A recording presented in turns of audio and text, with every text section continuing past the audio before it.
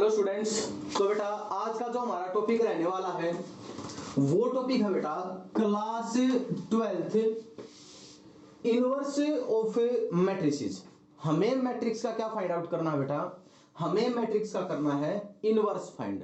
ठीक है, तो देखते हैं कि how to find inverse of a matrix. तो देखते हैं, मान लीजिए बेटा मेरे पास कोई भी एक मैट्रिक्स है ए और एक ऐसा मैट्रिक्स है मेरे पास स्क्वायर मैट्रिक्स। ए मेरे पास कैसा मैट्रिक्स है बेटा, स्क्वायर मैट्रिक्स है। और यहां से मैं क्या बात कहता हूं, इफ यदि एक और मैट्रिक्स है मेरे पास बी, बी एक और मैट्रिक्स है सच दैट, किस प्रकार से कि A into B will be equal to B into A will be equal to IN। अगर मेरे पास कोई एक स्क्वायर मैट्रिक्स है और एक और स्क्वायर मैट्रिक्स है B, और A B की प्रोडक्ट और B A की प्रोडक्ट दोनों मिलके मेरे पास किसके इक्वल आ रही हैं, आइडेंटिटी मैट्रिक्स के इक्वल अगर वो आ रही हैं, तो मैं क्या कहूंगा, मैं कहूंगा कि B is the inverse of A. तो इस बी मैट्रिक्स को क्या कह दूंगा, ए का इनवर्स कह दूंगा, या और एक और बात कह दूंगा, और A is the inverse of B. इन दोनों बातों में से कोई भी एक बात कह दूंगा। अगर मेरे पास एक स्क्वायर मैट्रिक्स ए है और एक स्क्वायर मैट्रिक्स बी है और उन दोनों की प्रोडक्ट आइडेंटिटी मैट्रिक्स के इक्वल अगर आ रही है, तो मैं क्या कहूंगा, वो दोनों मैट्रिसेस एक दूसरे का क्या हैं, इनवर्स हैं। तो अगर मैंने कहा कि B is the inverse of A, तो यहां से मेरे पास एक बात और निकल के आई, A इंटू ए इनवर्स, ये इनवर्स को रिप्रेजेंट करने का मेथड है, is equals to A inverse into A is equals to IN। तो यहां से मेरे पास एक चीज और ये निकल के आ गई कि A into A inverse is equals to A inverse into A will be equal to IN, means जो कि ये हमारा किसके इक्वल होता है, आइडेंटिटी मैट्रिक्स के इक्वल होता है। ठीक है, तो अब हम बात करते हैं दैट हाउ टू फाइंड। ये तो हो गया हमारे पास इनवर्स निकालने का एक जनरल मेथड, ये इनवर्स हो गया। अब हमारे पास अगला क्या है कि how to find inverse, inverse by determinant method, by determinant, कि हम डेटर्मिनेंट मेथड से इनवर्स कैसे निकालेंगे। सिंपल सा तरीका है, मैं डायरेक्ट फॉर्मूला लिखूंगा कि A inverse will be equal to adjoint of A. Adjoint of A आपको निकालना आता है, मैंने इससे पहली वीडियो में सिखाया था। Adjoint of A over determinant of A, over determinant of A. अब एक बात देखो, यहां से अगर मान लीजिए मैं इस इनवर्स को एज अ फंक्शन ट्रीट करूं, अगर मैं इस इनवर्स को एज अ फंक्शन ट्रीट करूं, तो कंडीशन क्या रहेगी, that determinant of A will not be equal to 0, कि फिर डेटर्मिनेंट ऑफ ए मेरा क्या नहीं होना चाहिए, 0 नहीं होना चाहिए। अगर ये 0 हो गया तो ये क्वांटिटी, ये जो चीज है ये तो एग्जिस्ट ही नहीं करेगी, और अगर एग्जिस्ट नहीं करेगी तो नॉट डिफाइंड। तो यहां से डेटर्मिनेंट ऑफ ए मेरा क्या हो गया, नॉट इक्वल टू 0। तो यहां से एक कंडीशन और निकल के बाहर आई कि जो इनवर्स है वो सिर्फ और सिर्फ किस मैट्रिक्स का, नॉन सिंगुलर का। कैसी मैट्रिक्स का, नॉन सिंगुलर मैट्रिक्स का ही एग्जिस्ट करता है, क्योंकि मैंने बताया था कि सिंगुलर मैट्रिक्स वो होता है, सिंगुलर मैट्रिक्स के लिए मैंने आपको बताया था लास्ट वीडियो में कि वो मैट्रिक्स जिसका डेटर्मिनेंट अगर 0 के इक्वल आ जाए तो उस मैट्रिक्स को क्या नाम देता हूं बेटा, मैं सिंगुलर मैट्रिक्स नाम देता हूं। तो इनवर्स हमेशा किस मैट्रिक्स का एग्जिस्ट करेगा, यहां से हमारा नॉन सिंगुलर मैट्रिक्स का। मींस जो हमारा ए है वो ए हमारा क्या होना चाहिए बेटा, वो होना चाहिए हमारा नॉन सिंगुलर होना चाहिए। यहां तक आपको बात समझ आई होगी। तो अब बात करते हैं हम इसके बाद, तो इस चीज को बेटा आपको नोट डाउन कर लेना है अब इसके बाद हम बात करते हैं कुछ एक प्रॉपर्टीज की। हम इनवर्स की प्रॉपर्टीज की बात करते हैं। अगर मैं प्रॉपर्टीज की बात करूं, प्रॉपर्टीज में जो मेरी पहली प्रॉपर्टी है, पहली प्रॉपर्टी मेरी क्या है बेटा, मैं एक बार लिख रहा हूं प्रॉपर्टी मेरी क्या है, inverse of every square matrix, inverse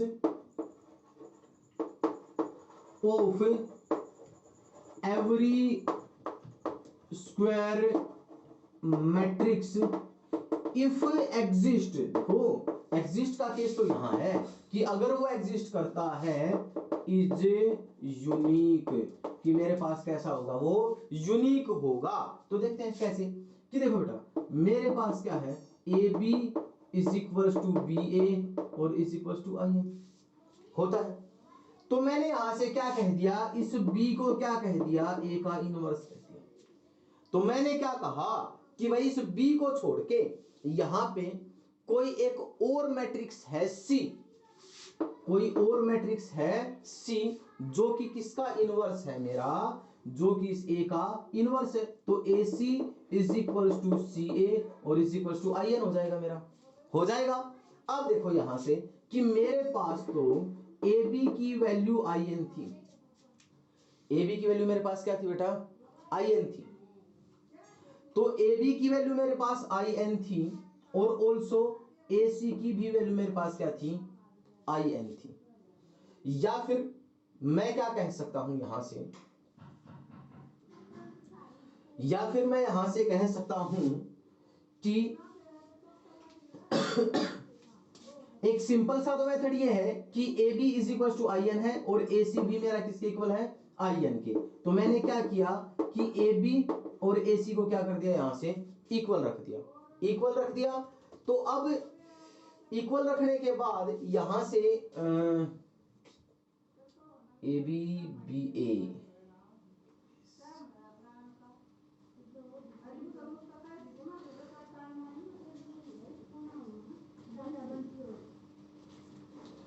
चलो या फिर और भी आसान तरीका कर लेते हैं, मैट्रिक्स के हिसाब से हम क्या करते हैं कि परी मल्टीप्लाई कर लेते हैं दोनों साइड सी से।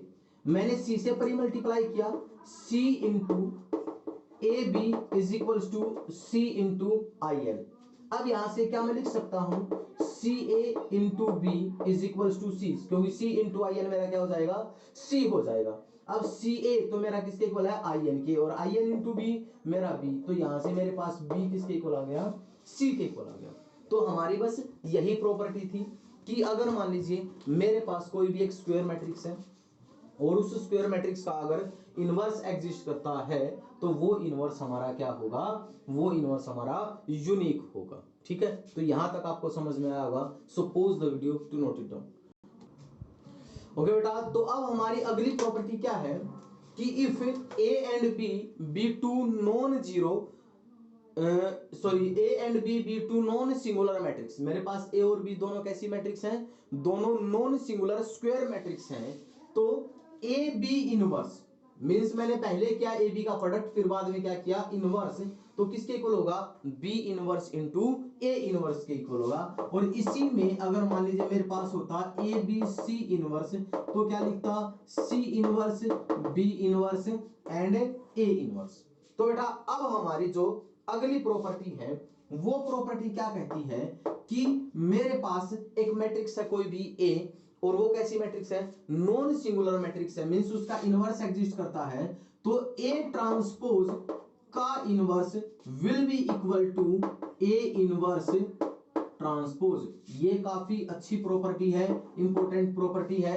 आगे इससे रिलेटेड हम क्या भी करेंगे, क्वेश्चंस भी करेंगे।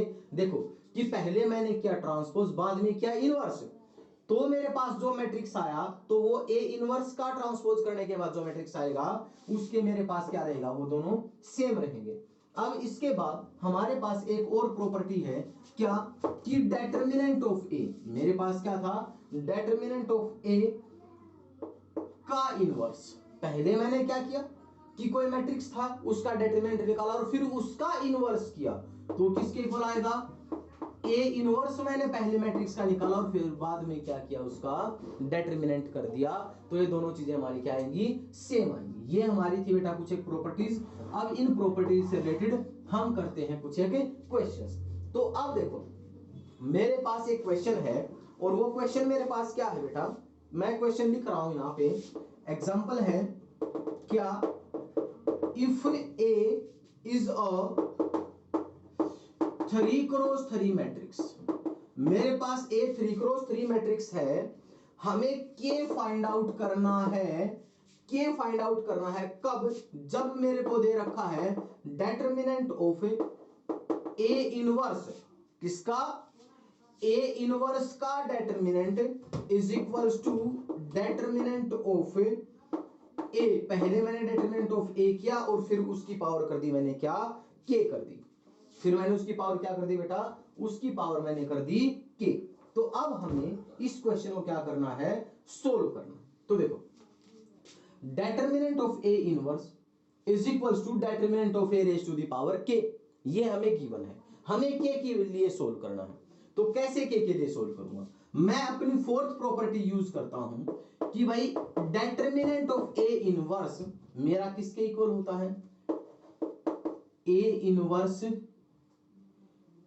इनवर्स का डेटरमिनेंट होता है। तो यहां से जो ये चीज थी मेरी, ये चीज तो मेरी ये थी ए इनवर्स का डेटरमिनेंट। अब मेरे पास ए इनवर्स का डेटरमिनेंट था जो कि मेरा किसके इक्वल था, determinant of A raise to the power minus, sorry determinant of A inverse, मैंने यहां लिखा कि determinant of A inverse is equals to determinant of A raise to the power K, यहां से कंपेयर कर लिया तो सीधी सी बात है भाई के की वैल्यू मेरे पास क्या आ गई, -1 आ गई। तो इस प्रकार से हम क्या कर सकते हैं, अपने क्वेश्चंस को क्या कर सकते हैं बेटा, सोल्व कर सकते हैं। अब रही बात आपको कि आपको बिल्कुल आसान से सिंपल से क्वेश्चन मिलेंगे कि कोई मैट्रिक्स दे दिया हमें ए मेरे पास कोई भी एक मैट्रिक्स है 1 2 3 9 11 12 16 18 20, मेरे पास कोई भी एक मैट्रिक्स ए है और हमें क्या करना है, इस मैट्रिक्स ए का क्या फाइंड आउट करना है, इनवर्स फाइंड आउट करना है, हमें फाइंड आउट करना है बेटा इस मैट्रिक्स का इनवर्स। तो सिंपल सी बात है कि इनवर्स अगर फाइंड आउट करना है तो हम क्या करेंगे, सबसे पहले निकालेंगे एडजॉइंट ऑफ ए, जो कि आपको निकालना आता है, पिछली वीडियो में सिखा चुका हूं, और एक निकाल लूंगा डेटरमिनेंट ऑफ ए, वो भी आपको क्या करना आता बेटा, निकालना आता है। बस सिंपल क्या करना है कि फिर A inverse is equals to adjoint of A और डेटरमिनेंट ऑफ ए कर देना है। यहां फिर वही कंडीशन रहेगी, if determinant of A is equals to 0 then A inverse does not exist. अगर ए मेरा डेटरमिनेंट ऑफ ए 0 है तो मैं क्या कह दूंगा, सिंपल सा कि मेरा डेटरमिनेंट ऑफ ए, सॉरी मेरा इनवर्स एग्जिस्ट नहीं करता है। तो यहां तक आपको समझ आया होगा। अब हम कुछ एक और क्वेश्चन करते हैं, अच्छे से क्वेश्चन करते हैं जो कि हमारे सीबीएसई में भी पूछे जा सकते हैं। हम कुछ एक ऐसे क्वेश्चन करेंगे, ठीक है। So pause the video to note it down. Okay बेटा, तो देखते हैं हम अपना अगला क्वेश्चन। हमारा क्वेश्चन क्या है कि हमें एक मैट्रिक्स ए दे रखा है और पहले मेरे को इस रिजल्ट को क्या करना है, वेरीफाई करना है। वेरीफाई कैसे करूंगा, वेरीफाई करने के लिए सिंपल सा तरीका है, ए क्यूब निकाल लूंगा और ए स्क्वायर निकाल लूंगा, बस दो ही चीजें तो निकालनी है। और ए क्यूब मेरे पास क्या होता है, ए क्यूब से पहले ए स्क्वायर निकालूंगा, ए स्क्वायर होता है मेरे पास क्या, ए इंटू ए, और ए क्यूब में मेरे पास क्या होता है, A cube A raise to the power 3 है, उसको लिखूंगा मैं ए स्क्वायर इंटू ए, लिख दूंगा ए स्क्वायर इंटू ए। तो ये चीजें मैं बड़े आराम से निकाल सकता हूं और मेरे को निकालने भी आती हैं, तो इस पे हम टाइम वेस्ट नहीं करेंगे। तो अब चलते हैं आगे कि फिर इन दो चीजों को लेके इसको वेरीफाई करके और उसको इक्वल टू क्या कर देंगे हम, जीरो के, सॉरी उसको नल मैट्रिक्स के इक्वल क्या कर देंगे, हम प्रूव कर देंगे। मींस हमने ये काम कर दिया, 6 8 9 a -4 I is equals to null matrix. ये काम मैं कर चुका। अब इनवर्स कैसे फाइंड आउट करते हैं, ये काम तो हमने कर दिया। अब इनवर्स के लिए बच्चे क्या कहेंगे कि जी हम निकाल देंगे एडजॉइंट ऑफ ए और डिटरमिनेंट ऑफ ए। ना, हमें तो भाई इसका यूज करके और इनवर्स निकालना है। तो अब इनवर्स कैसे निकलेगा, तो देखते हैं कि इनवर्स कैसे निकालते हैं। मैं क्या करूंगा कि परी मल्टीप्लाई कर दूंगा by A inverse. A inverse से मैं इस इक्वेशन को, जो कि हमारी मैट्रिक्स इक्वेशन है, इसको किससे मल्टीप्लाई कर दूंगा, ए इनवर्स से परी मल्टीप्लाई किया। A inverse into A raise to the power 3 minus में 6 into A inverse into A raise to the power 2 plus 9 A inverse into A minus 4 A inverse into I will be equal to null matrix. देखो क्या मैं इस चीज को यहां solve करके समझा रहा हूं बेटा आपको। इस चीज को लिख सकता हूं a इंटू ए स्क्वायर और बाहर ए इनवर्स था। अब ए इनवर्स इंटू ए मेरा क्या बन गया आई, और आई इंटू ए स्क्वायर मेरा क्या बन गया ए स्क्वायर, बन गया ए स्क्वायर। आई है बात समझे, क्या बन गया यहां पे मेरा ए स्क्वायर माइनस यहां लिख तू सीधा 6a, यहां लिख दू सीधा 9i और यहां लिख दू सीधा 4a इनवर्स और नल मैट्रिक्स के इक्वल हो गया। अब क्या करूंगा, दोनों तरफ 4a इनवर्स को क्या कर दूंगा, ऐड कर दूंगा। कर दिया ऐड दोनों तरफ 4a इनवर्स, तो a square minus 6a plus 9i किसके इक्वल हो जाएगा 4a इनवर्स। किसके इक्वल हो गया मेरे पास से 4a इनवर्स आ गया 4a इनवर्स। लेकिन मेरे को तो क्या चाहिए था, मेरे को तो a इनवर्स चाहिए है।